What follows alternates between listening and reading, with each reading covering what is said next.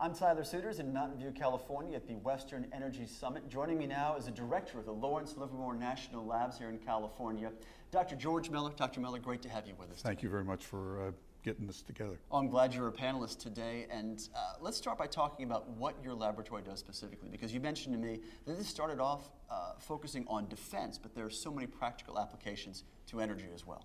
Right, the principal function of the laboratory historically has been national security, although interestingly enough, at the same time the lab was founded, we had a fusion energy program. So these broad capabilities are really part of our history. The most important thing is that the technologies at the basic level have national security and energy and environment applications. So for example, we have been a center for intercomparing all of the global climate models for nearly 20 years.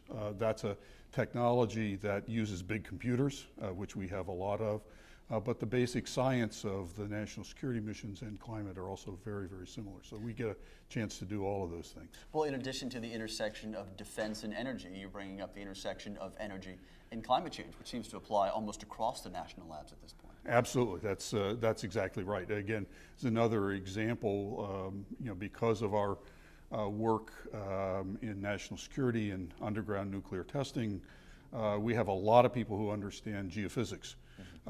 And so understanding how you could have underground gasification of coal, storage of carbon, geothermal, all of those things. So it's really an intersection of energy and the environment and national security in a very broad sense. One of the themes here, Doctor, about the Western Energy Summit is the role of California specifically as an innovation incubator, which is the term we've bandied about today. Why California? Why has it been so good, and why is it still so successful? Again, I think there's just a sense of California about entrepreneurs. The laboratory that I run really has been very entrepreneurial from the very beginning, trying to do things that many people think are impossible to do. One of the projects that just the construction phase has just been completed is the National Ignition Facility.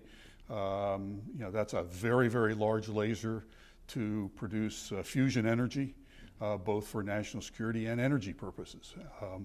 It's something that's pretty far out there technologically. And yet these kinds of institutions can take on those kinds of problems, and generally speaking, we've been pretty successful. Is the government putting, or do you feel more of an onus placed upon you, given the fact that a former National Labs director is now the Secretary of Energy? I think I think that's a good point. We all feel a tremendous responsibility to make sure that Steve is successful. We obviously want any secretary to be successful, but having come from these ranks, I think we feel a special responsibility to work very, very hard to follow his lead and try to make his agenda successful. What do you see in the next 5 to 10 years in terms of your laboratory in particular with the cutting-edge technology that will make it to scale, that will make it to commercialization?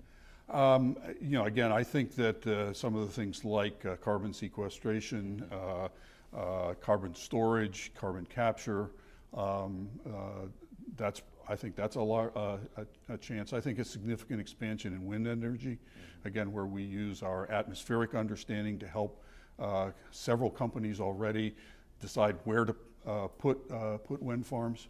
Again, something that I personally believe, it's kind of far out there. It was talked about in a recent Physics Today set of articles. I think there's a good chance that we can make a fusion energy, fission hybrid to the prototype stage in the next probably more like 10 years, but certainly in the near term. Sure, it's out there until it becomes reality itself, and we all shake our heads. Dr. George Miller, thank you very much. Thanks. Director of the Lawrence Livermore National Laboratory here in California. In Mountain View, I'm Tyler Suiters, and you're watching Clean Skies News.